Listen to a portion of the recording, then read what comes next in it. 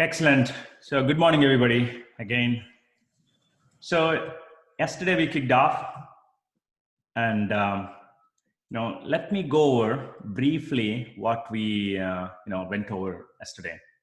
So we talked about what exactly is a cloud computing, what are the benefits of cloud computing, and what are the types of cloud computing.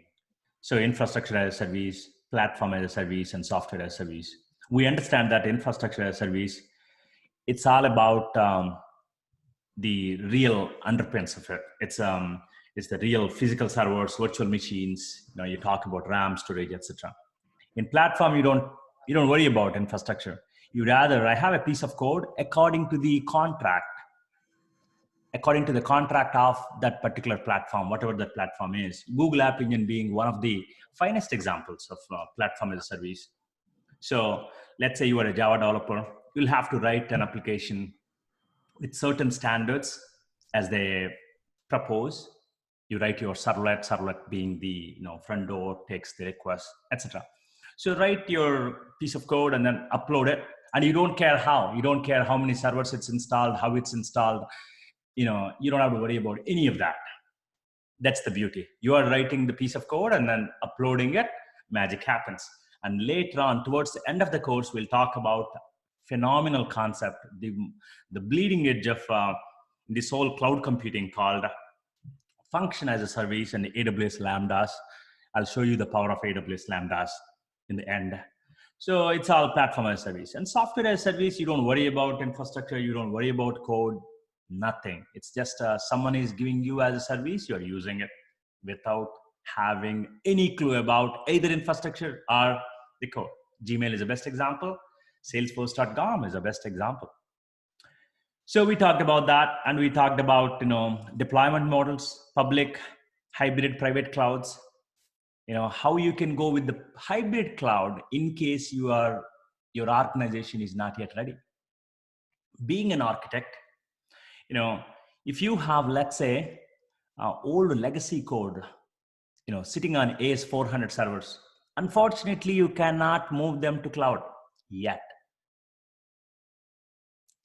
Actually, I'll take back that. Unfortunately, you cannot move them to cloud. I said yet, right? Cross that yet. You cannot move that to cloud at all. There's no, AS400 or mainframe or anything.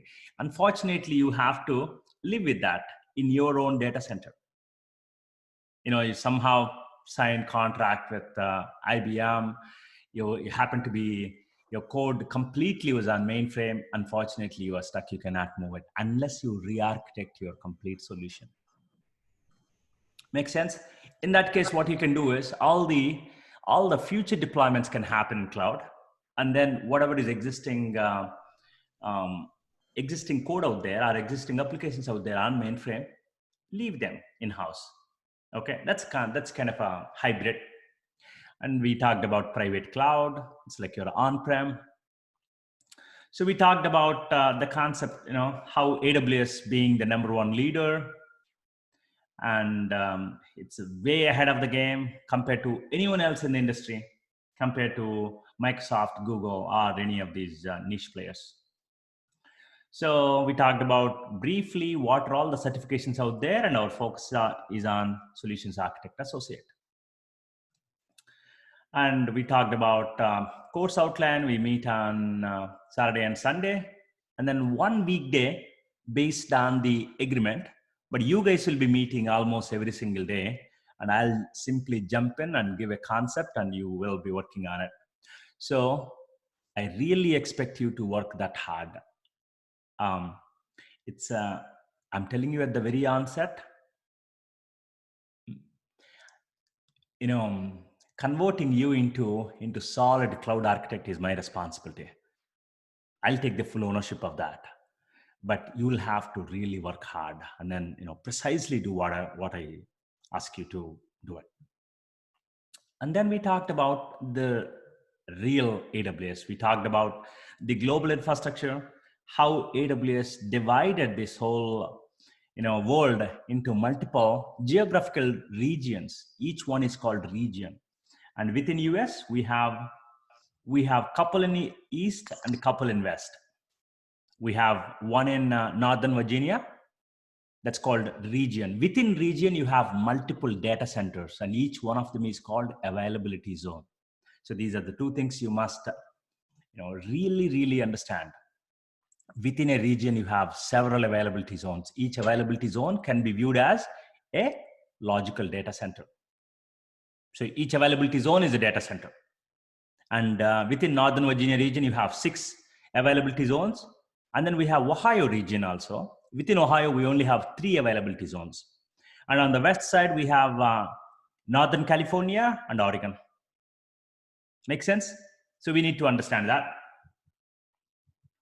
And then we could talk, yep, it's a region and availability zones, and we talked about it. So when you provision a new virtual machine, you will be, most of the services, I'll rephrase it, 95% of the services are region specific. There are only handful of services that are cross-regional. So 95% of the services are within a region. Later on, I'll talk about a concept called S3, Simple Storage Service. When you create a new bucket, that's within a region. When you create a new virtual machine, yesterday you created or you provisioned a new virtual machine, you provision within a region. So you selected either Ohio region or Northern Virginia region, whatever it is, whatever closer to you, you can take it. But I would recommend taking, all of us taking one region, okay? Let's pick Northern Virginia from today onwards. For all of our work, let's do it in Northern Virginia. The reason I'm saying is, one, Northern Virginia is the oldest region out there, and most of the new services they typically get rolled in Northern Virginia, and then they go on to other regions. Make sense? So we'll use that. And another region is that, so it's easy to, when you go for pricing, okay? So within this 1 month, you will spin a lot of instances, not only EC2 instances, several S3 buckets, your CloudFront distributions, you will do a lot, okay? So it's easy to get charged, okay? And then, and if you're playing in multiple regions, they actually give you the price per region. So it's easy to kind of, miss that. So let's stick to one region, that's why, okay? And again, as I told you, you have to sign up for a free tier account. People who have come here for the first day, so you have to sign up for the free tier account, aws.amazon.com/free. Go there, sign up, give your credit card details. Please don't worry about it. You might get charged throughout the month. Your bill might be less than $5 or $10. Okay, so don't worry about it, because I will give you all the best practices so that you don't get charged. Venkat, this Yes. is. I have a quick question.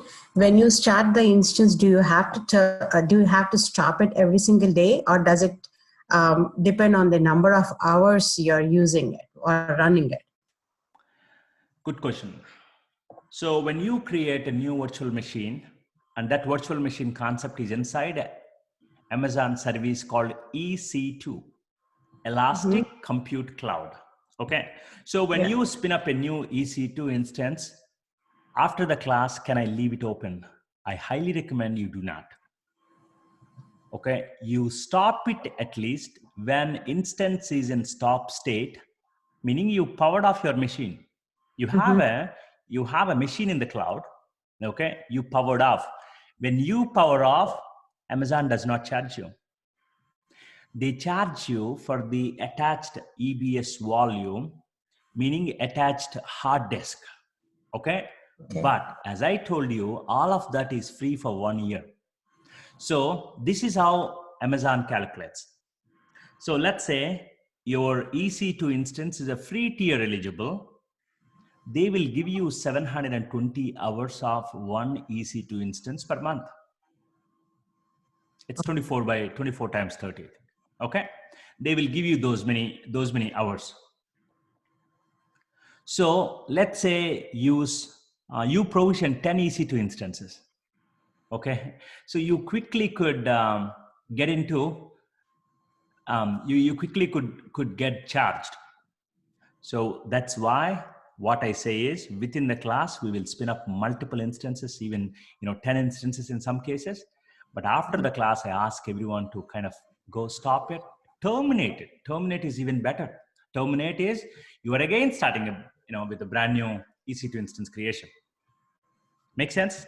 Always do that. Yeah. Okay, but when you terminate it, can you assign the same public key that you created earlier? You can, right? For more than one virtual machine, can you assign the same key? Or do you one key per one? Yep, I will answer that. So I'll answer, all of my answers will be lengthy because I don't straight answer the questions. I kind of give you the context around that question. So the point is, when you create a new virtual machine in the cloud, Amazon does not use password-based authentication. It uses key pair-based authentication. Key pair, as you guys may know, SSH key pair. SSH key pair. It's a private key and public key pair.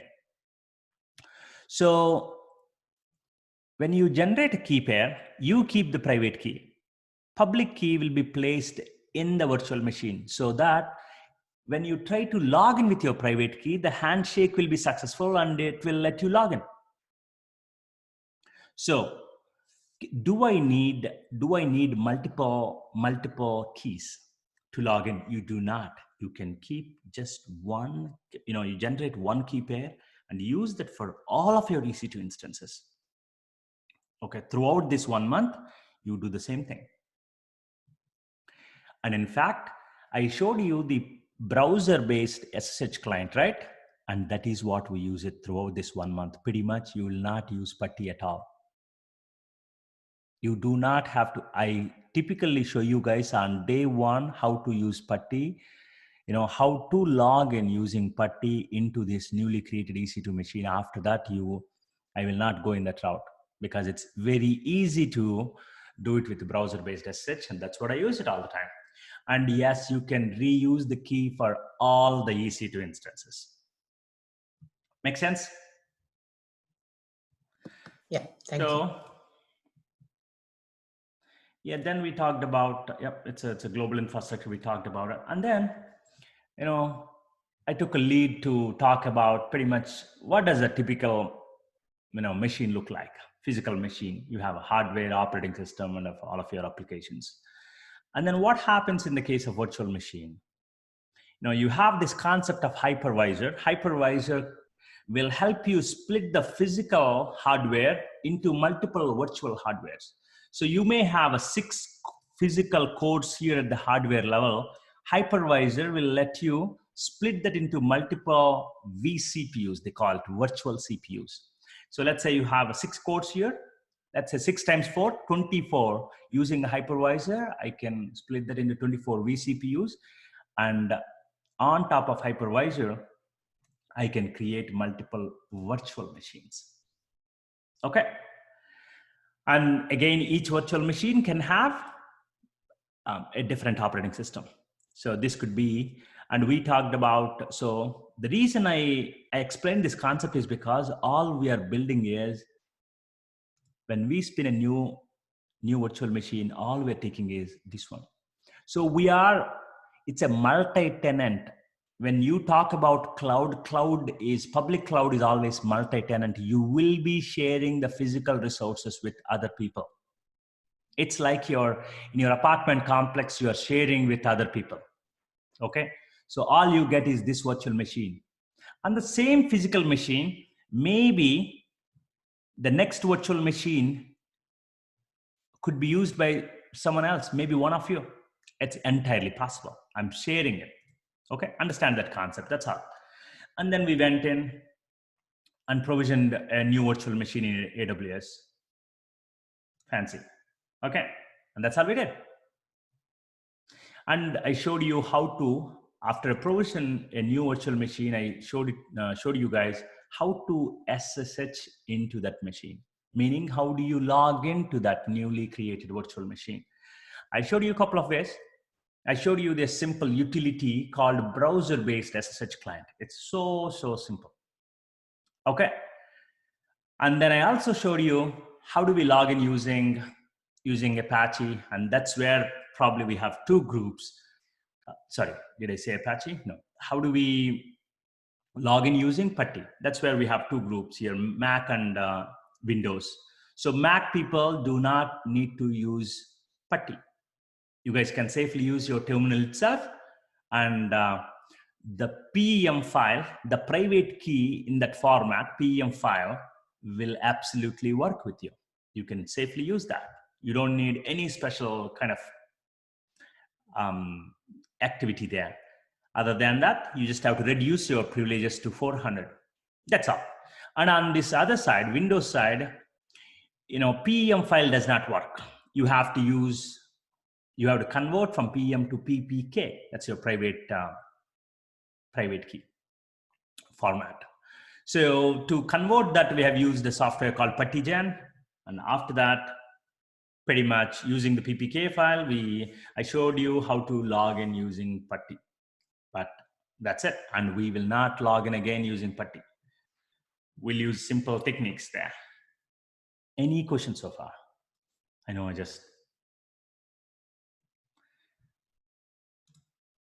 just blew your mind, people, new people, who joined today. I will make sure every one of you is comfortable. That's guaranteed, okay? And we just did until that point, and we'll catch up within, hey guys, I'll use this first 1 hour pretty much to, we'll do more. And then I'll also use this time to kind of help people catch up. So let's go ahead and provision a new EC2 instance. So my objective now is that once I create a new machine in the cloud, meaning new EC2 instance, from here onwards, we use the word technical jargon, EC2 instance. Once I create a new EC2 instance, we will log in. We will install a software called Apache. Apache is a HTTP server. You can simply do it with a single command. I'll show it to you. So we'll use Apache as an HTTP server. We will install on that newly created virtual machine. What Apache does is, if you have some HTML files, it will take the request on port 80, okay? Or you can even configure that, but we don't go into that. So it's listening on port 80, and it takes a web request from the browsers, okay? And if you're asking for home page, then it serves you index.html file. Or if you're going for a specific file, let's say venkat.html, then it will look for that venkat.html and it will serve you back. That's all it does. It's an Apache HTTP server. Probably you guys know already what it does. If not a big deal. So let's get in there. So it looks like I already have an EC2 instance from yesterday. So I'll go ahead and terminate that so that I'll get an opportunity to launch an instance. So click on launch an instance. So select free tier only and then select the first one. The reason is we don't want to pay. And this virtual machine that we are creating here, it comes with Amazon Linux 2. It's a Linux machine. Okay, we're getting a Linux machine, and that too Amazon Linux. There are a lot of Linuxes, right? So Linux is a open source operating system. There is a Red Hat Linux. There's a SUSE Linux, Ubuntu, and of course you can get your Microsoft Windows Server. This is also your free tier eligible. Okay. But if you decide to go with Windows, then you don't use SSH. They use a different protocol called RDP. Okay, remote desktop protocol. So anyways, so let's go ahead and pick the first one. Let's take Amazon Linux 2. Okay, and here, the multiple instance types. and each type give you so many vCPUs, virtual CPUs, and so much RAM. We'll go with the simplest one virtual CPU and 1 gig RAM. I want that. And then we didn't look at it really. I showed it to you here in subnet. This is where you will see all the 6 availability zones within Northern Virginia. How do I know that my machine is created in Northern Virginia region? Here, guys, see here. If you want to change the region, go change your region. And then this is your subnet. This is where you can select. If you want to go with a specific availability zone, meaning specific data center, but you don't need to because it will automatically pick. Okay, so we'll talk about that later in depth. Add storage. Well, I'm attaching to my virtual machine, I'm attaching 8 gig storage. And here I can add a tag. My tag key is a name. Name is, let's say, web server 1. We gave that. You can say department. We gave department also. HR, let's say. We did that. And security group. The concept of security group is nothing but it's a virtual firewall. So if you want to log in to this machine, you need port 22 to be open. Okay, and later on we will come and add port 80 also into this one. So I already have a security group. If not, create a new security group. Call it web servers.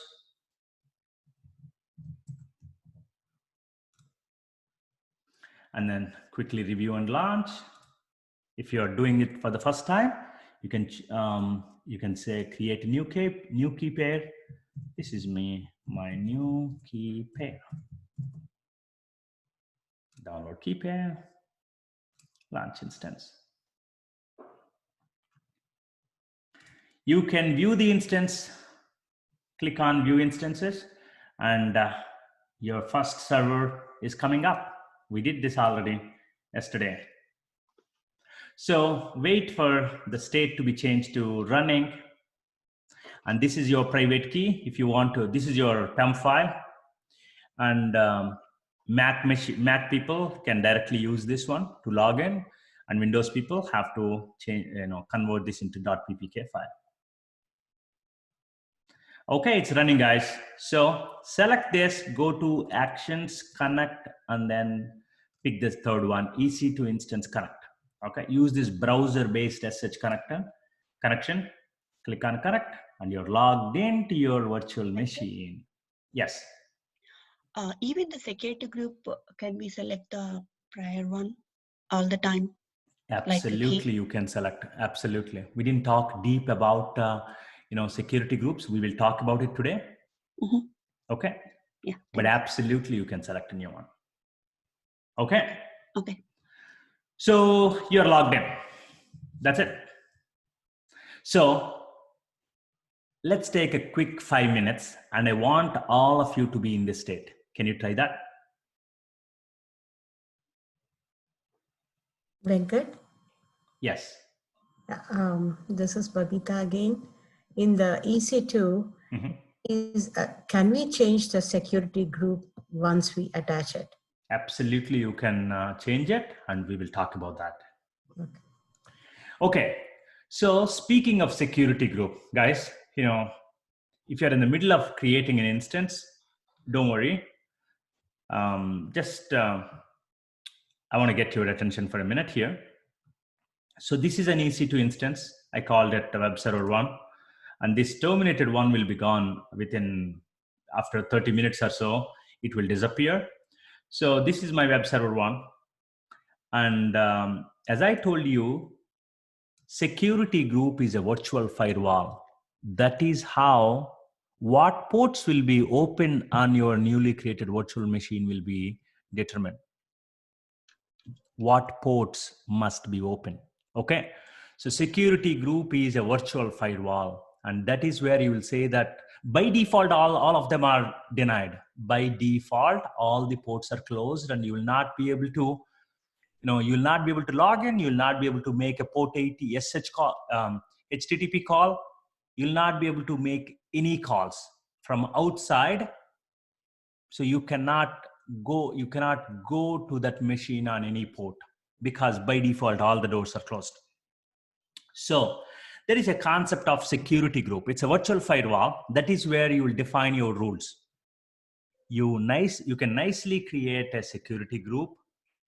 You can give a some name, and then associate all the rules there, what all the ports that you want to open.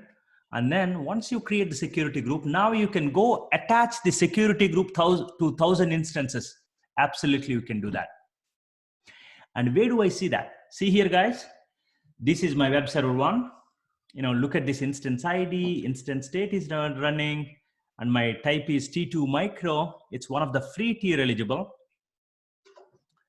T2 micro means it's 1 vCPU, 1 gig RAM.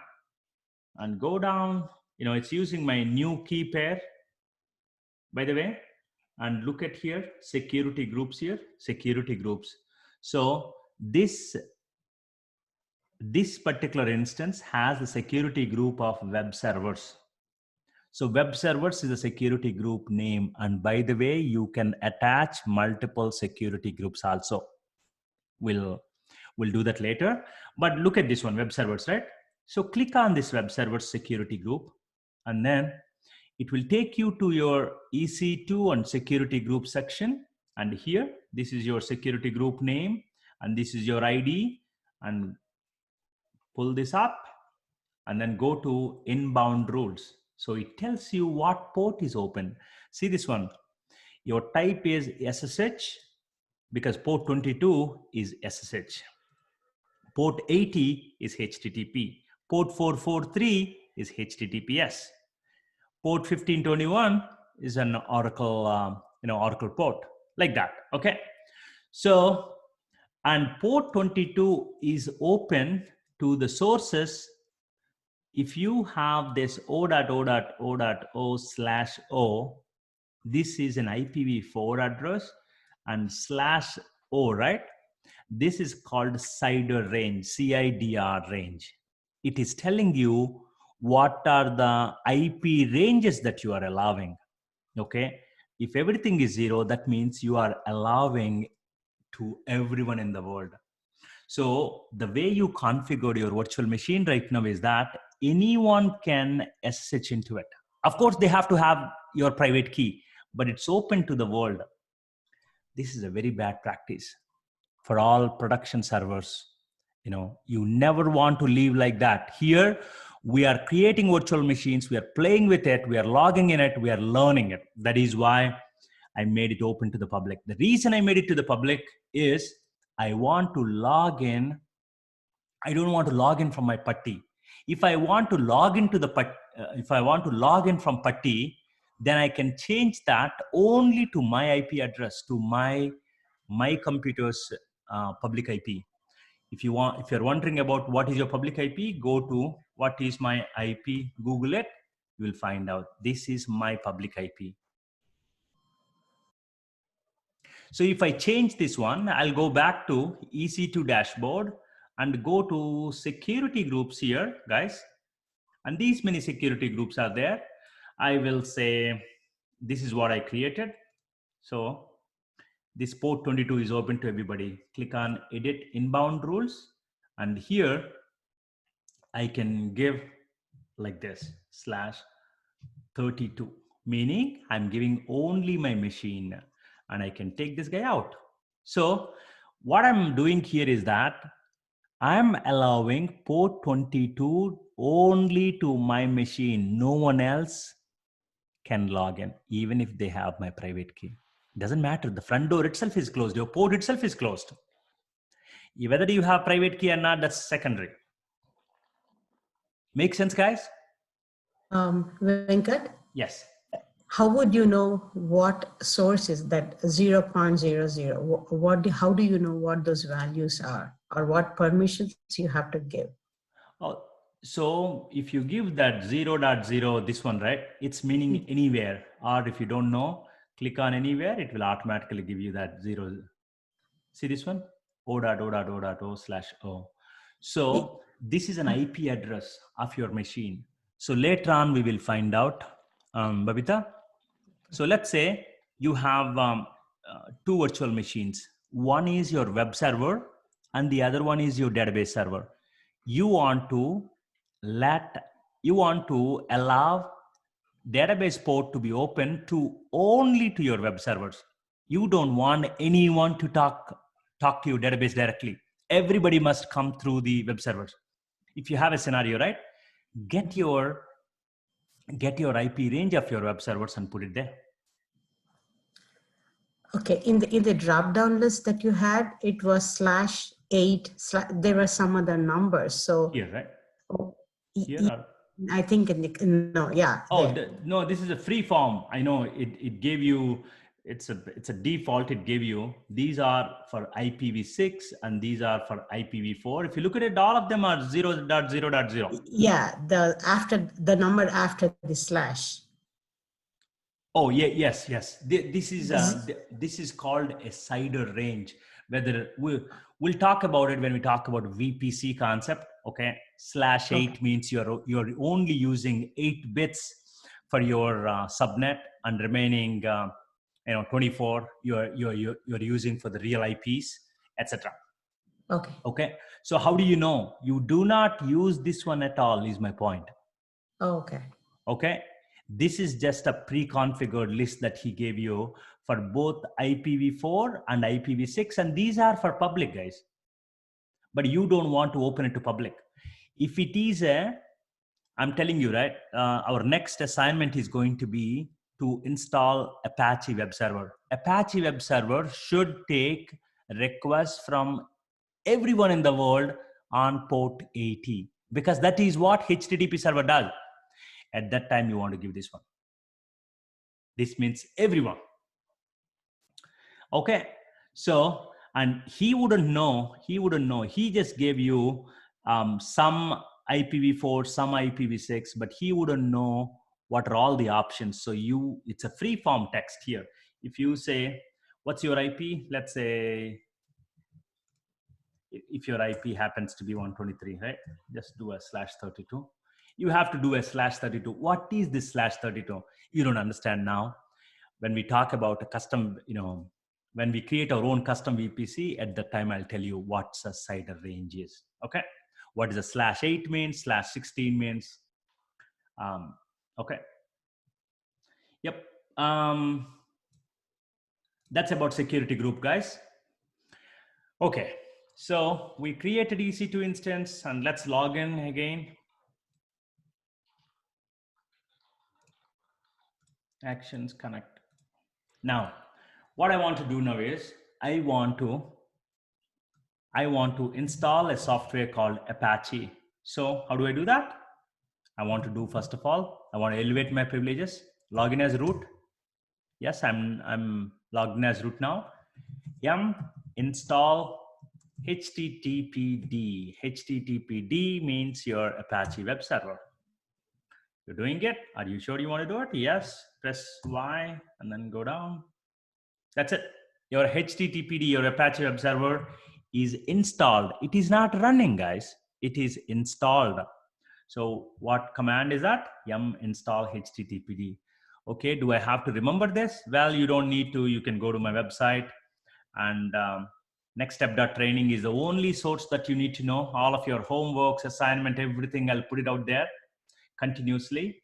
Click on AWS training and all of my blog posts will be there, everything. So go to AWS training and then click on Unix commands. You will see here. See this one? To install Apache, you can do it sudo yum install HTTPD -y. When you do -y, it doesn't ask you again. You're saying, don't ask me. I'm saying, yes, go ahead and install it in one step. Okay. And now this is your Apache is installed. Apache is a HTTP server. When you make a web request, so if you go to Amazon.com, your Google.com, any of these web servers, whoever is taking the request, those are all the web servers. There are a couple of options there. One of them is the most popular one is Apache. There's another one called Nginx. So these web servers essentially take the request and serve you HTML pages. Make sense? So I installed Apache at this point, but I did not start. Let's start it as a service.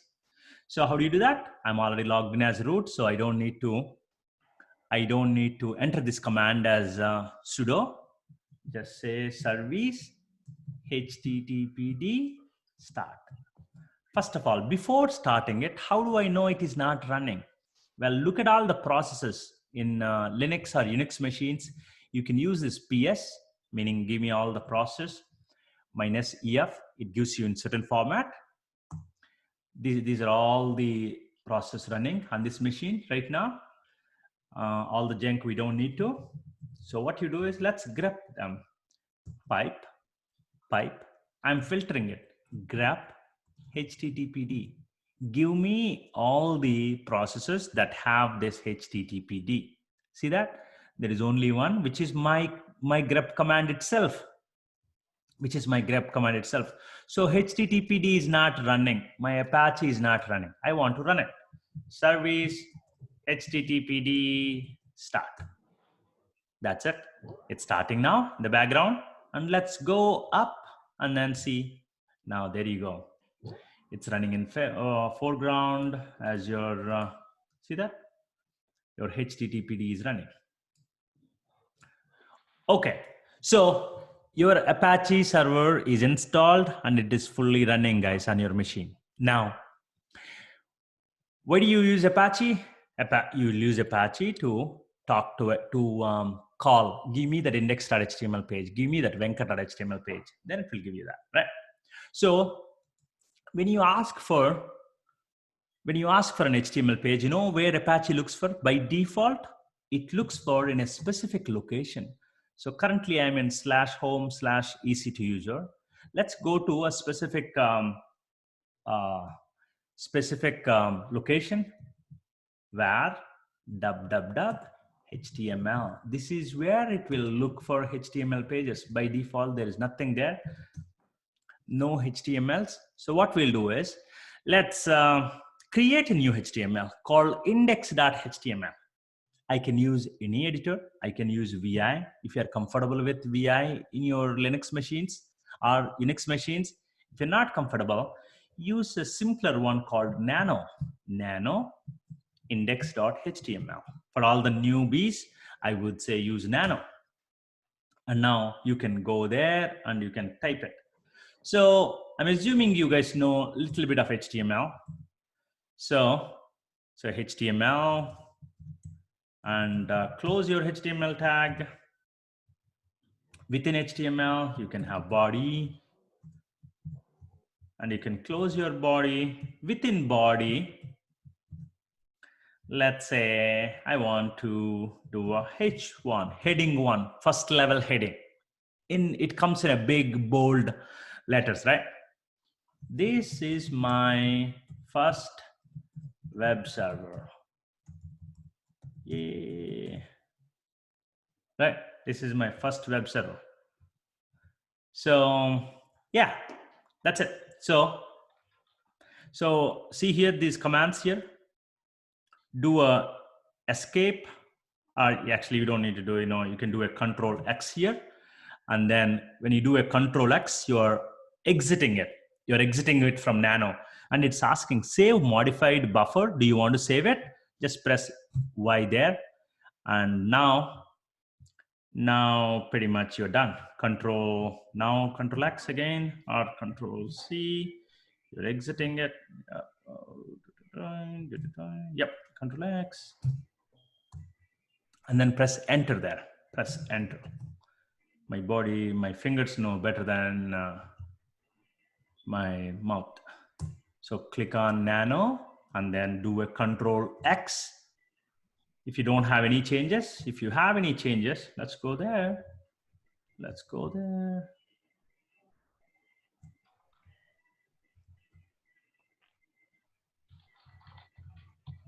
Okay, so do a Control X and then Y and then enter. Enter. That's all, guys. So I'm done here. So what did I do? I created a file called index.html. So by default, if you go to your web server, it will serve your index.html. Okay, let's test it. Let's test it if it's working. Okay, so now where is my virtual machine? Well, my virtual machine is here. This is my web server one, and this is my public DNS name, guys. This is my public DNS name. See, by default, Amazon will give you a public generated one. So click on this, this one here, copy to clipboard, copy that guy, and then go to a tab, and then paste it, and then press enter. So when I do that, what I'm trying to do is, this is like going to Amazon.com. When you go to Amazon.com, your Apache or any of the web servers, it looks for a file called index.html. And whatever the HTML out there, it will serve you in the browser. Well, it's not working. This site can't be reached. What could be the problem? We have our web server nicely. We installed Apache. We made sure it is running, and we have our index.html. Everything is good, but it's saying this site can't be reached. What could be the reason? You may not have given permission. Who is that? Surya. Surya. Sudhir. Sorry, Sudhir, you said? Yeah. Okay, thank you. Sudhir, right? Is it? Sudhir. Oh, Subir. Yeah. Thank you, Subir. So what did you say? You said permission issue? What permission? Your browser, when you guys go to any website, if you go to Amazon.com, do you know when you make a call from your browser, there are two things that come into picture. One is your host name and the other one is port. When you go to Amazon.com or Google.com, do you know what port it uses? In the browser automatically uses a port. Do you know what port it is? For all the web servers, they use a port. What is the port? 80. Google.com:80. Yes. Ramu, right? So you can do a Google.com. You can do a Google.com : meaning Google.com is a host name, and then :80. You don't have to give port 80, but browser automatically appends that. Okay, so port 80 is a HTTP server. HTTP port is port 80. So the point here is, guys, your browser not being able to connect to your web server running on your virtual machine in AWS cloud is because port 80 is not open on that machine. Okay, when a port is not open, what concept should I go to? You have to go to security and add HTTP. Be specific. In security, yes, you are very right. But within all these instances have something attached to that. That's called security group. Yeah. There is a concept called security group. See here, security groups. Let's go to security groups and web servers. Let's click on this view inbound rules. If I want to see what is out there currently. Okay, I have this machine. What am I allowing it? If you look at it, only port SSH. 22, only port 22 SSH port is open to everybody, but port 80 is not open to everybody, guys. That is why. So the front door is closed, your port is closed. That is why. So what we'll do is, let's modify that. Let's modify the security group and then give port 80 to everybody. Let's allow port 80. Otherwise, what good would it be? Your Apache will be listening on port 80. So go to web servers, go there. And this is your inbound rules. Okay, port 22 is open to everybody. Click on edit inbound rules. Let's go and add a new rule. And then select here, select HTTP. See this one? When you say HTTP, the port 80 automatically has been given. And then who do you want to allow? The port 80, I want port 80 to be anywhere in the world. I want the entire world to be able to come to my machine on port 80 is what I'm saying here. Does it make sense?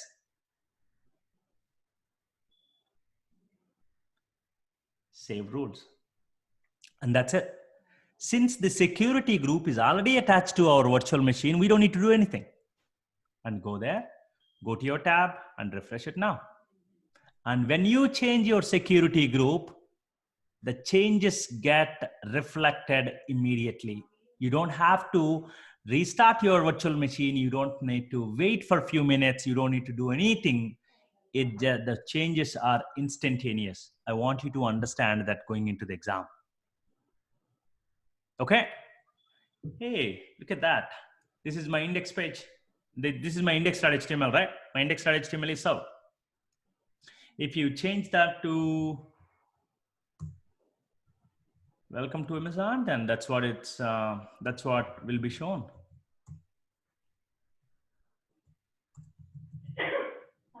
All of these websites, that's what they do. And do a Control X and then Y, enter, come back, welcome to Amazon.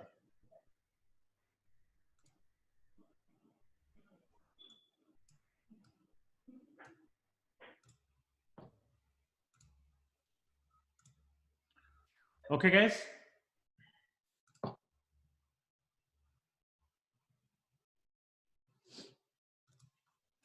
So that's it.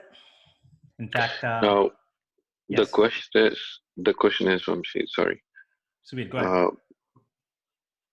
You're giving the access to the entire world. What if you want to give to a specific IP range? And Absolutely, you can. if you don't know the IP range, how do you identify an IP range?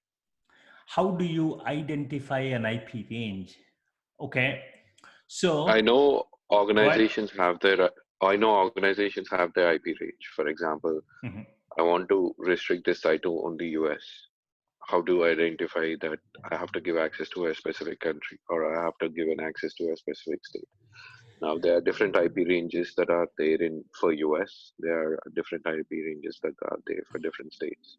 Can we control that?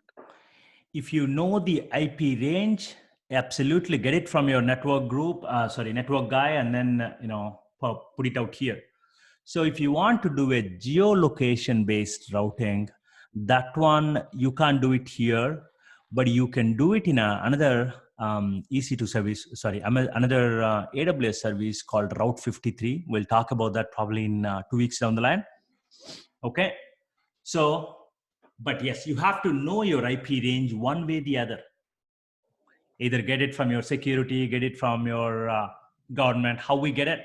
Yeah, we get it, and then you can just give your CIDR range. That's all here. So, for example, everyone in this group has created a SSH IP address specific to their computers. Okay. If I have to give access, if I can take the IP address of the SSH and add it to the HTTP, is that how I can give access only to those groups, or group of set of people? I did not get the question. So your IP address is 69.1.14.25 and 122, right? Now, if I go to my HTTP and give only your IP address, you will be the only one to access, right? You got it. Okay. The same way, can I select each one of the individuals that is there in this training and give their IP address? You got it. They are the only people. Okay. You totally got it. So give me your IP. What is your IP? Sorry, I'm not in front of my system. That's the reason when you asked, I didn't answer. Okay. No worries. So give me your IP and I'll put your IP and then we can test it right now. Okay. So any one of you, give me your IP. I will only allow it to you guys, HTTP port. So let's do that just for the kicks. So this is my website. This is my HTTP server, guys, the one we just created. So can you give one of you give me your public IP, go to what is my IP, and then you give me this one. We can allow, so let's not open to the entire world. Port 80, HTTP. Okay, maybe. So now I'm giving /32. We'll know what is /32. /32 means it's one IP only. So that's all it means. We'll talk about it when we talk about VPC. Okay, now can you try, guys? Everyone except her. Hey, see that? I'm spinning here, and all of you should be spinning except Maggie. Only she can confirm that. Can you confirm that? Can you try going into this one, copy paste in your browser, and then see if you get welcome to Amazon? Guys, please, if you're not speaking, please put it on mute.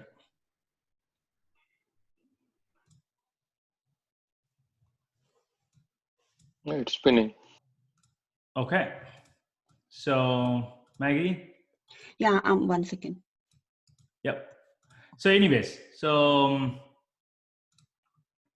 the point here is that security groups changes are reflected instantaneously. You do not have to wait. You do not have to restart your machines. You do not have to, do anything. Okay. You do not have to wait for a couple of minutes. You don't need to do any of that. So it's, Venkat, I cannot. What is that? No, I cannot. Oh, you cannot? I just copied the DNS code in the, it says the site can be reached. She doesn't have the key.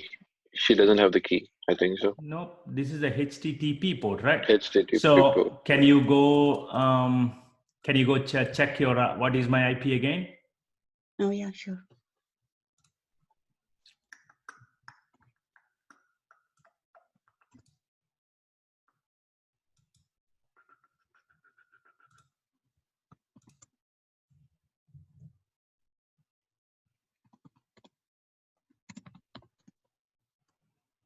Is it 45.22.60.140? Yeah. That's your public IP, right? Mm-hmm.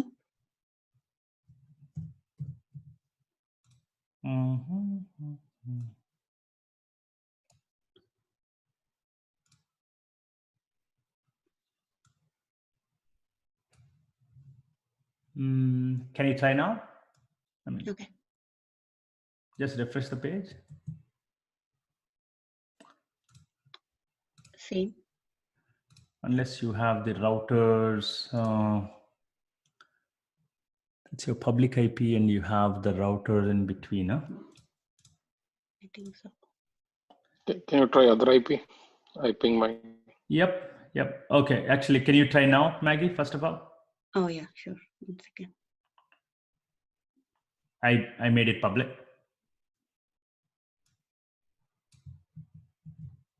It's same. Then something. Okay. Can you guys try? Anyone else try? It's loading. Yeah. I tried. It works now. It loads up now for me instantly. I see the page. Okay. Yep. Maggie, then you must be having some, I don't know. Okay. Okay. Maybe there is a typo. Can you check? We'll check that. Not a big deal. Okay. Anyways, guys. So yeah. So you want me to try this, Rajesh? Do it in your exercise. I'm good. Okay. Yep. Let's do that in exercise. Go ahead. Someone has a question? Okay. So security group changes are instantaneous. Okay. Now Apache. Okay. Did I move it back to everybody? Yes, I moved it back to everybody. So all of you should be able to get my machine, get to my Apache web server, and it's all good. This is about Apache, right? So now we did this much. I wanted to show you guys something else. So let's create one more EC2 instance. Go to EC2 dashboard again. Running instances, I have only one. The other one is terminated. So what I wanted to show you is, you can provision EC2 instance. At the time of provisioning EC2 instance, you can run a small script. You can run small commands. So right after spinning up your EC2 instance, please do this for me. hey, I don't want to log in and then install Apache and then start my Apache. I don't want to do it. Can you do it for me? You understand what I'm saying? How can we do that? Well, you can do it. I'll show you. So let's go ahead and launch another instance. So after that, we'll take a working session break. Okay. So click on launch instance, and then free tier eligible on the first one, T2 micro. We don't care about it, at least not. Oh, we do care about it. Actually, all the way down, configure instance details. See here, guys, this is something called user data. See here, it's a user data. So what you're saying is this, let me mouse over it. You can specify user data to configure an instance or run a configuration script during launch. Meaning, whatever the script that you write here, you can write a simple shell script here. This shell script will be executed right after your instance gets provisioned. That is the beauty. Meaning you don't have to install an Apache, start the Apache server. You don't have to do anything and log in after that. It's all done in one step. So how can I write a simple shell script? Well, go to my website and then go here. See this one? Bootstrap script to install Apache. So let's look at this one. This one is called shebang /bin/sh #bang. It's a shebang. So this is how, essentially what you're saying is that, hey, this is my shell. I'm using bash shell here. This is how all the Unix shell scripts start with. Okay. So within that, you can write any commands here. So what I will do is, the first step I want to do is sudo yum update -y. I'm doing my operating system level patches. I'm checking my operating system and see if there are any updates. If so, please install is what I'm saying. Okay. So I'm updating my operating system, and then I'm doing sudo yum install httpd. So please install httpd is what I'm saying. And then service httpd start. Whatever we wrote there, right? I'm just putting into a script. And then after that, you can even go to this level. What you can do is, I will write a simple HTML and put it into index.html. Look at it. Echo. Let's say h1. Oops. Hello from Bootstrap script. This one is called Bootstrap script. The reason it's called Bootstrap script is because it's as part of your system bootstrapping, this script will be run. So first it will provision an EC2 instance, and right after that, it will run your script. So I put it in double quotes. So whatever is there in double quotes, it will echo it, meaning it will take it as a string now. So I want to copy this guy, greater than symbol. If I want to copy some text, this is the Unix command you guys use. Okay, all of you. So greater than symbol. Now I want to copy this one, this whole h1 hello from Bootstrap script. I want to copy into var html/index.html. So it will create a new file called index.html in var html, and it will put whatever I put it there in the double quotes into that. This is all will be done. Once you click on launch, it's all magic. You don't have to log in and do it. This script will do it. This script will be called by AWS, and you wrote the script. Does it make sense? This is your Bootstrap script, and your system admins currently are doing it in your organizations, guys. It's just that you don't know. That's all. They take care of applying the patches and all, right? they do it. They have already automated this piece. So this is how you do it. Click on add storage. And you may be wondering, do I have to remember that? These are all simple commands that we have been doing it, right? If not, don't worry. Go to my Unix commands page, my website. Go copy paste this one. You may be wondering, what is this one here? Okay, I understand yum update. I understand HTTPD. I understand I'm starting the service. I understand I'm echoing it into index.html. What the heck is this one? Check config HTTPD on. Well, what it does is, every single time you reboot your virtual machine, this command, this check config command, it's a Linux command or Unix command. This check config command will make sure that this particular service is on. Remember, in your Windows services, if you put it as an automatic, when you restart your Windows machine, those certain services will automatically be turned on, right? That's what this guy does. That's all it is. It's that simple.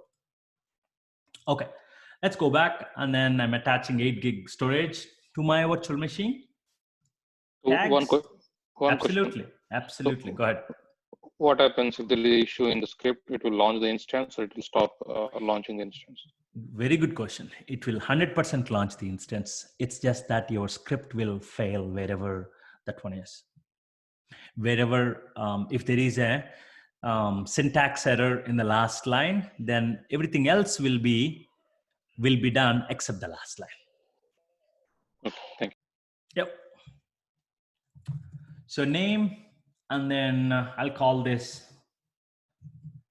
again web server with Bootstrap, something like that. Yeah. Security group. Yes. So here, I do not want to create a new security group. I just learned about security group, how important, opening up the ports. And this is my virtual machine is a web server. If your virtual machine happens to be acting as a web server, then port 80 must be open to the world. That is the nature of the web server. That is the only purpose of the web server. Okay.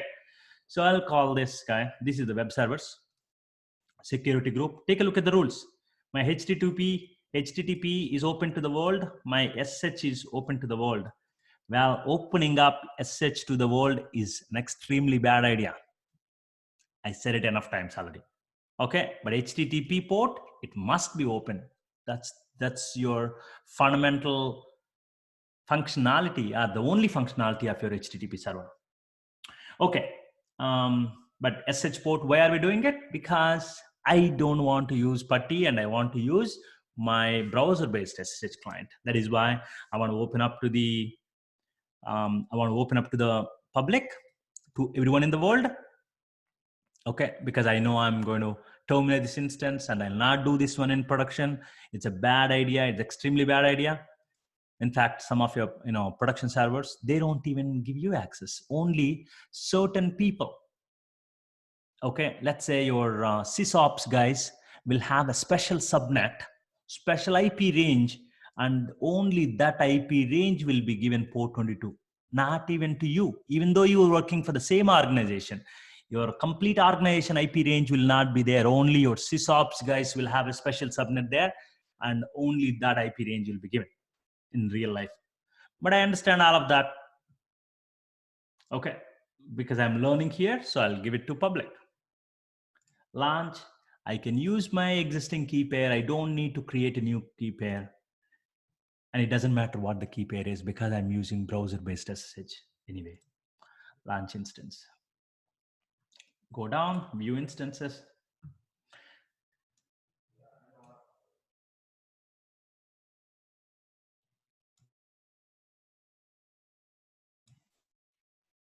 So my machine is coming up.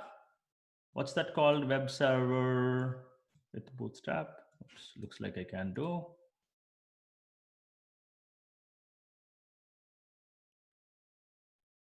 This is my web server Bootstrap. This is my security group is web servers. And by the way, take a look at, let's go towards the right here. No, it's right here. See this one, guys? My instance type is T2 micro. T2 micro is a general purpose, and it's a simple virtual machine with one vCPU and just 1 gig RAM. It's a simple free tier eligible machine. Is that going to be your typical production web server? Absolutely no. It doesn't work. Okay, you want to have much bigger machine, obviously. You know that. Okay. US East 1D is the availability zone, guys. My web server, I think, okay, this is my web server Bootstrap. And this is an US East 1D availability zone. So as I told you, there are 6 availability zones within Northern Virginia. Look at it here, guys. I'm in Northern Virginia, and this is in US East 1D. Okay, so now I trust my Bootstrap script. I'm hoping that there are no syntactical errors. So let's go to my public DNS name. I will directly, this is not my previous web server, guys. This is my new one. So public DNS, and go to my, open up a new tab and try to do that. Something wrong. Okay, let's go check what's happening. Oh, it's still initializing it. That could be it, but let's go check. How do I check? Well, let's log in and see what's going on there. Browser-based SSH connect. Let's see if Apache is running, first of all. ps -ef grep httpd. Nope, Apache is not running. A quick question. Absolutely. How did you get into this black screen? Sorry. Oh, this one? Absolutely. Is that Vishal asking that? Yeah, yes, that's correct. Yeah. Wonderful. So once you have your instance launched, instance is launched, right?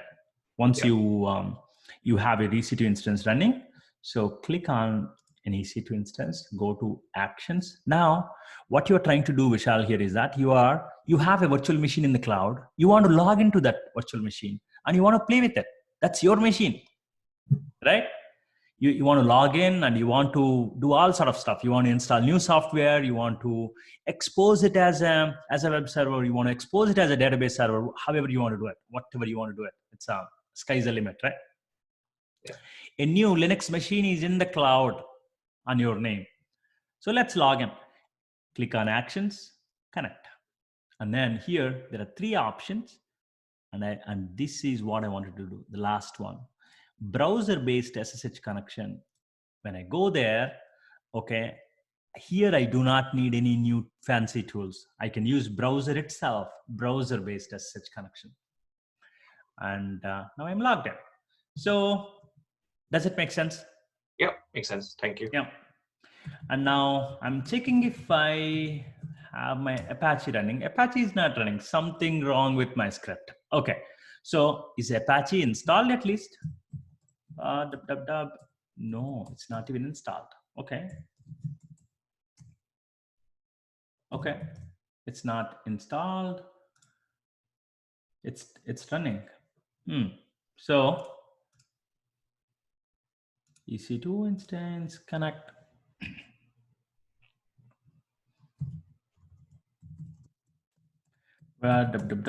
No, it's not even installed.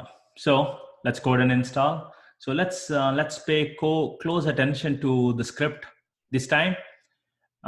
We can do it. I mean, I can, yum install httpd and all. I don't want to do that because that's not the intention. So what I'll do is, actually what we can do is, let's go do connect. And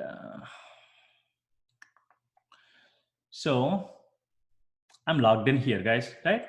What I was expecting is that Apache is already installed and Apache should be running is what I'm expecting, because I thought I wrote, Bootstrap script.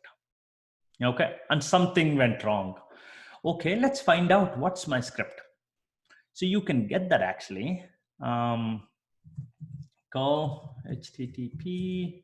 There's a special 169.254.169.254 254, and then metadata. Okay, it's is it?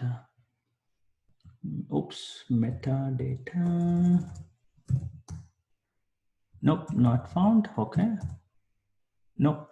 So user data, there is a special URL out there. AWS user metadata URL. Let's get that 169.254.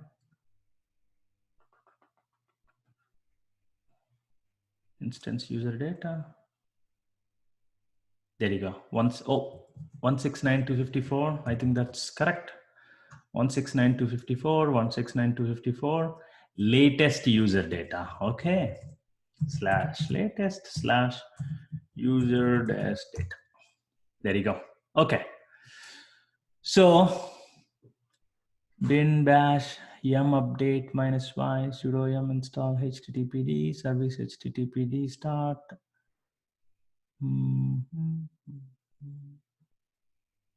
When you're installing the HTTPD, it asks for you whether you want to install. So you're not giving the permission to install. Nope. It's thank you so much for that. You gave me partly part of it clue, but take a look at this one here, guys. What happened? This was successful. Thank you. Is that Suvir? You are. Yeah. It's not the security issue, but take a look at it. Everybody, take a look at it. Why? What's the problem with this one? See this one, guys. Sudo yum update -y. This is correct. This was run. And Revant asked this question: what happens? What if I have some syntactical errors, right? Take a look at this one, Revant. Sudo yum install httpd. There is something else missing here. -y is missing.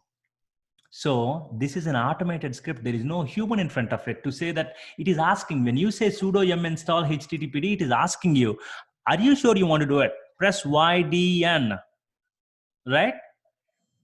And there's no human in front of it saying, yeah, go ahead and do it. Okay, if you don't trust me, copy this guy and then paste it here. Sudo yum install httpd. See that? It is asking you, hey, is this okay?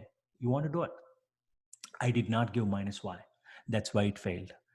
And when a Bootstrap script failed, does it stop provisioning an EC2 instance? No, it will not. It just did it until that point. And how do I get to my user data? Okay, I gave you that website also. In fact, for the exam, right? At least a couple of years back, they were expecting you to remember this website, this special 169.254.169.254, this particular IP address. This is how you'll get the user data, and this is how you can get your instance metadata also. Meaning, if you want to know more about your instance metadata, okay, so you can do it. I can show you that.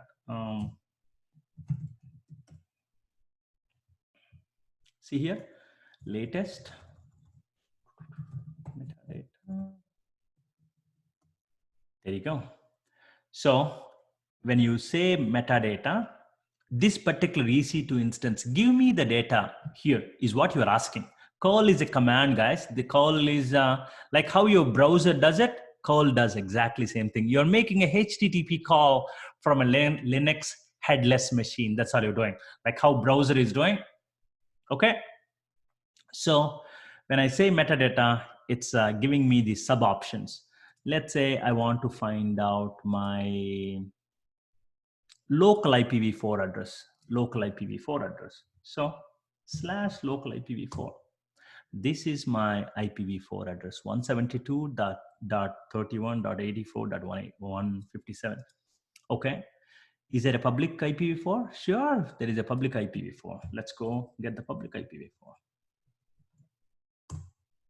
This is my public IP, 54.85.112.230. Let's see if it matches with my what is shown in my console here. See this one here, 54.85.112.230. 54 dot, where is that? Okay, 54.85.112.230. See this one? Compare both of them. So you can get metadata of the instance, meaning you can get more information about your instance. While you are in the instance, you can get more information about your instance. That is called instance metadata. The other one is called user data, your Bootstrap script. You can get both of them by going to this website from within your EC2 instance. You have to do a call command, and then do it. Make sense, guys? You can get the instance metadata and you can also get the user data. And user data is what you call it as a Bootstrap script. So let's fix our script and then let me go ahead and terminate this instance first. Let me launch a new instance here. Select. Okay, go all the way down. This time I can even copy. Yes. There was a syntax error in the script. So can you go back to the same instance and then correct it there? Or no, you cannot do that. It's a read only. Good question. Okay. You can do that. So this is my shebang. Update -y, install httpd -y, service httpd start. I started my Apache and check config. As I told you, check config means when I reboot my machine, make sure my httpd is turned on. That's all I'm saying. And echo, instead of saying hello world, let's put h1, my first Bootstrap script.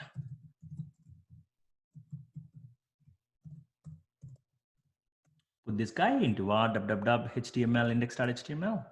Add storage, 8 gig. I'll give web server Bootstrap. Oops. Web server Bootstrap. Security group, my web server security group.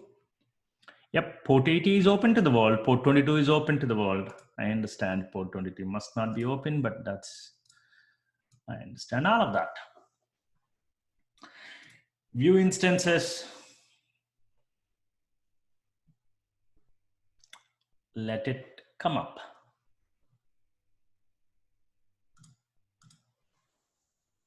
After this, I'll give you break and you will work on it. Whatever we did, you will work on it.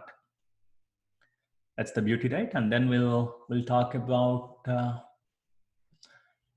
application load balancers.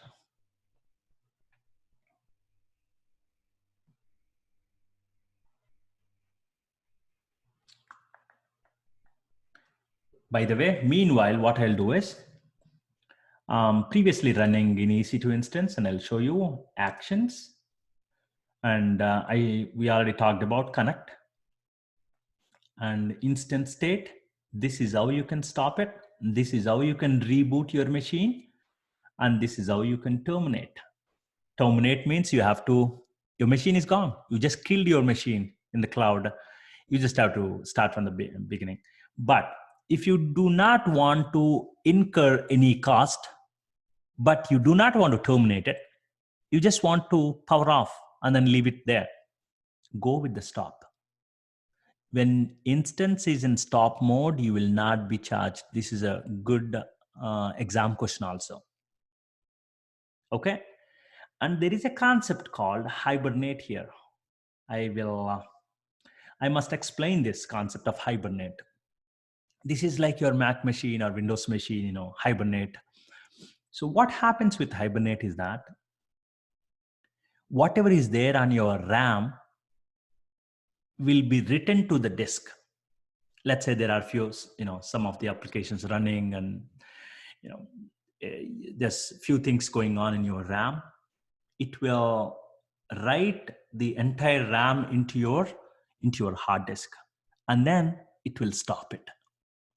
So when you bring back a hibernated instance, what happens is you don't need to reboot. You don't need to, you don't get that instance as a brand new instance. Rather, wherever you stopped it last time, pretty much it will, you are resurrecting the instance in the exact same fashion, to the exact same state, if that makes sense. Try to understand that hibernate, because there is an exam question out there, at least a couple of exam questions out there. Okay, I'm using my EC2 instance as a cache machine, and not CASH cache, CACHE cache, as a in-memory cache. Okay, I have some in-memory cache there, and I have some in-memory cache there, and I must stop it now. But when I resurrect it, or when I start it, I want everything is there in RAM to be resurrected as is. Pretty much, I want that to be in an exact same state. How can I get it? Well, you can hibernate it. So please, understand that. Go to instance settings. This is where you can change your security groups are in networking. Go to networking and change security groups. This is where you can add an additional security groups. Okay. And go to instance settings. Well, this is where you can add your tags, and we'll talk about auto scaling group and all later.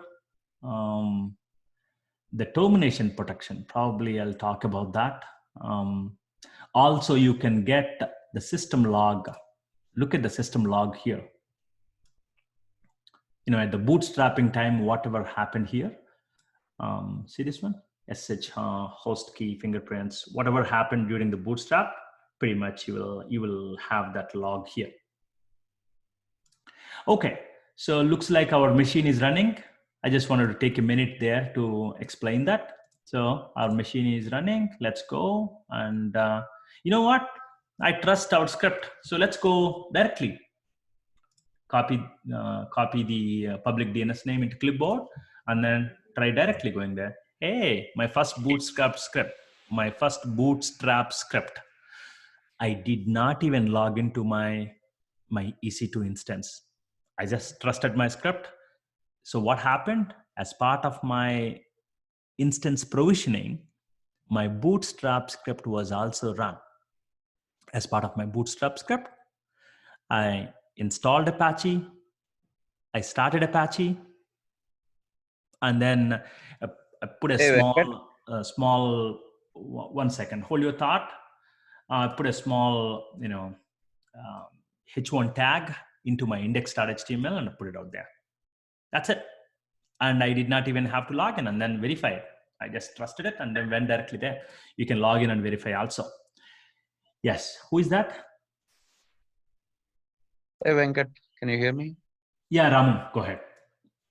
So you said that there is an instant stop, right? So we won't be charged. That's correct.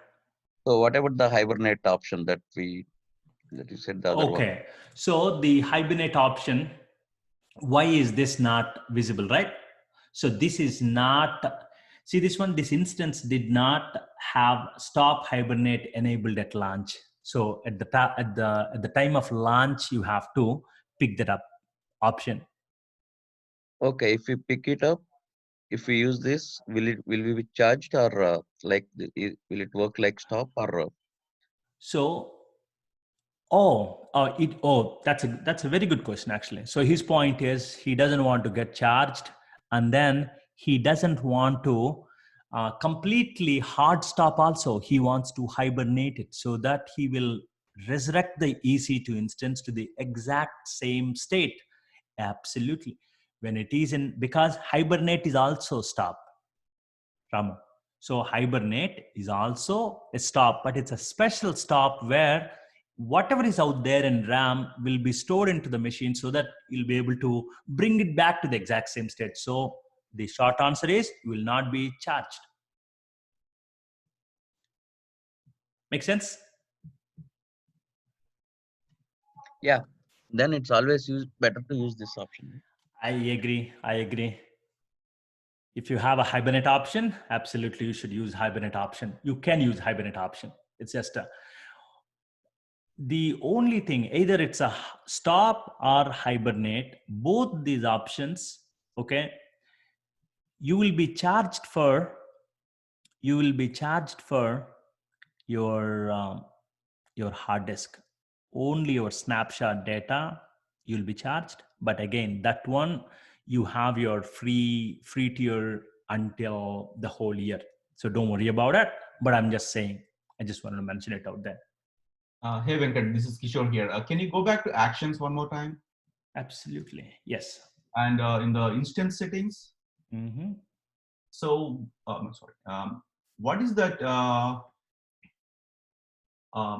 view or change user data? Instead of launching a new instance, can we just change the whatever script errors that we had and we can correct it, and can we start it? Then it's going to work. Oh, I'm sorry. Actually, this was Babita. Babita asked this question, right? Yeah. Yeah. So, and I gave you the wrong answer actually. So, can you change your user data? So this was not there at least a year and a half. Actually, even browser-based SSH connection is not there. Okay, so I apologize for that. Okay, so I didn't know about it in all fairness. Okay, so instance settings, you can change the user data, but you have to stop your instance and then come here. So let's go ahead and stop it. Instance state. Thank you. Is that Kishore? Yes, Venkat. Thank you. You're welcome. I appreciate it. Okay, so I stopped the EC2 instance. Okay, unable to describe instance status. Okay, no worries. Let's refresh it.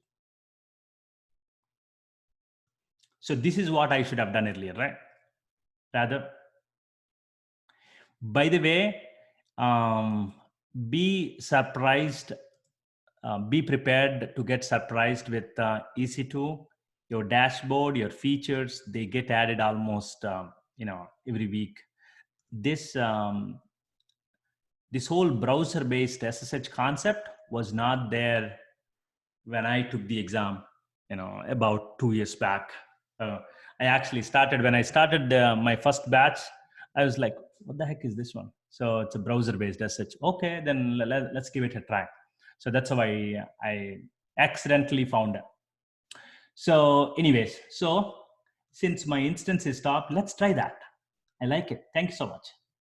So instance settings and then change user data. Okay, now you can, this is how I should have done it actually, rather than creating a brand new one.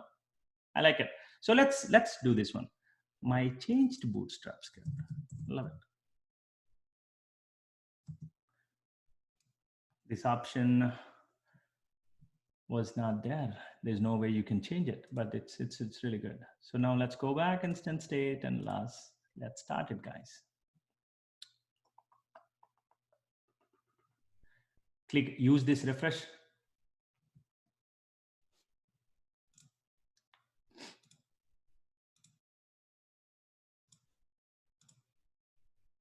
So always put this an additional command here, check config. The check config command will make sure that your HTTPD is running, because here you are stopping the server and starting back, right? So when you turn on this check config here, the beauty is it will automatically make sure that your HTTPD is running, your Apache is running. Hey, it's running. So let's trust the script and go directly. My first Bootstrap script. So, oh, is it my browser cache? No, it's not browser cache. Okay, let's go change the instance settings and user data. My changed Bootstrap script, well, it's there, but I could not edit. To edit your instance user data, first you need to, okay, we did that. Let's go check. Let's go connect browser-based SSH. I'm excited. HTML. Do I index today? Nope. I didn't change it. Why? Then why did they get option? Okay. Maybe I have to. Did we stop? I think we need to restart. That's what I'm thinking. That's what I'm thinking. Let's reboot. Because it needs to kickstart once the instance is restarted. Yep. That's what I'm thinking. Yeah, let's restart. Like being initialized. It hasn't fully initialized, so it's still initializing, right? So. Oh, so you're thinking it's not, it's probably not initialized? Yeah. We'll see. We'll see. Oh, Venkat? Yes. Can you scroll to your right on the screen? Absolutely. Go ahead. Yeah. What is this monitoring? Okay. Monitoring. We'll talk about that later. Monitoring is a decent concept. Okay, and you can enable your detailed monitoring, your CloudWatch. So by default, it gives you 5 minutes monitoring. Okay, I'll tell you briefly, but later I'll talk in depth. Okay, so essentially this is your health of your EC2 instance. So how is your CPU is doing? How is your disk is doing? Okay, so let's say, you know, I'm running a while loop there and my CPU utilization goes up to 80%. My infinite loop, if I keep running, right, my CPU utilization goes up more than 80%. At that time, I want to get notification. There are no alarms configured at this point, but I want to get notification. Okay, there is a concept called CloudWatch. CloudWatch is a monitoring service. It's like your house monitoring. Your instance needs to be monitored, right? If things go south, then you want to get notified as soon as possible. And there is if you really want to take advantage of it, this is not free, guys, but you want to do a detailed monitoring, then you will get every minute monitor, every 5 seconds monitoring. So then as soon as things go south, you will get notified immediately. Okay, it's a CloudWatch is an important aspect, but we'll talk about that later. By default, you'll get basic monitoring. Well, let me go. Let's trust. We restarted it. Excitement. Okay. So let's take it offline, guys. Let's Google it. Let me read more about it. This one also, why it did not change it. User data. After that, when would this user data get affected, if at all? If at all. I didn't know that it can be changed, but we found a way here, and we changed it. Nothing happened. Then why the heck it's there? So we'll find that out. Okay. I will find that out and then get back to you guys. Another question. Sorry. Absolutely. How can you debug your code? How would you know where it stopped or how, what the errors are? Do you have like an error log of the code or something like that? Not with the bootstrapping, but as I said, the CloudWatch, right? So later on, it's related to your CloudWatch and CloudTrail. There is a concept of CloudTrail. Okay. No, CloudTrail is actually, it's all about auditing, but CloudWatch is your log system. Okay. Okay. So that is where you will be able to look at all the logging, your application level logging, and later on we'll talk about a service called X-ray service. So using X-ray service, you will be able to look at the complete path all the way from the browser into your backend servers. Okay, so there are a couple of options there for debugging. So CloudTrail is all about audit trail. So if you want to find out who kicked off my machine, who stopped it, who started it, who hibernated. So if you want to find out all of that, there is a concept called a cloud trail. But if you want to find out the application level logging, then you have to go for CloudWatch. Okay, CloudWatch is all about logs, logging, your monitors, all of that. And then there is another service called X-ray service. X-ray service, you can use it, especially when you're using Lambdas and API gateways and all that stuff. So that's a several weeks down. Few weeks down. We'll talk about it. Okay. Any questions at this point? Other than this, we'll find it out. Okay. So at this point, I talked too much. So let's take a break, and I want to make sure that you guys are able to do this, with the same ease and comfortably. Okay. Let me stop recording here. Hey Venkat, I have a quick question. I was trying to do the browser-based SSH, but I was not able to connect to that. Gotcha. For some reason, it was timing out. Sure. We'll help you. That's all the working session now. So let me stop recording at least.